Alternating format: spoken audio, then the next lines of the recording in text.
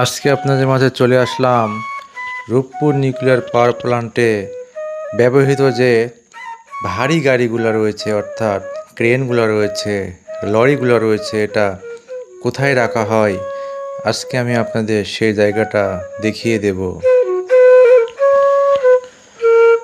দেখতে পাচ্ছেন দাঁড়িয়ে আছে সারি সারি সেই ক্রেনগুলা এবং লরি।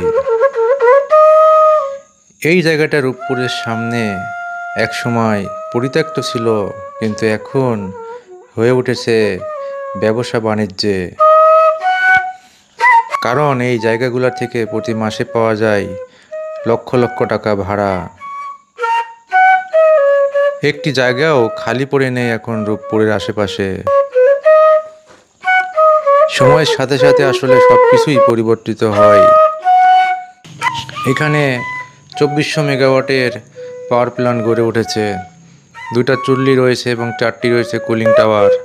প্রথম ইউনিট খুব শীঘ্রই চালু হতে যাচ্ছে এবং দ্বিতীয় ইউনিটের কাজ চলমান। আশা করি দেশ এবং দেশের বাইরের বিদ্যুতের চাহিদা মেটাতে সক্ষম হবে রূপপুর নিউক্লিয়ার পাওয়ার প্ল্যান্টটি। এবং পাশে রয়েছে একটি খেলার মাঠ, সেখানে বিকেল টাইমে সবাই গোধূলি লগ্নে ক্রিকেট খেলাধুলা করে। এবং রেল লাইন দেখতে পাচ্ছেন। ডিউটি শেষ করে ওয়ার্কাররা সব বের হচ্ছে হাতে বাটি নিয়ে, খাবারের বাটি, প্রতিদিনের ডিউটি।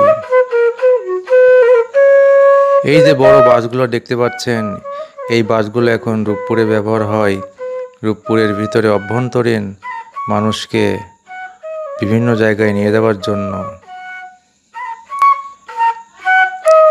এবং পাশেই গড়ে উঠেছে হোন্ডা গ্যারেজ। এখানে তারা জীবিকা নির্বাহ করে, হোন্ডা রেখে স্থানীয়রা।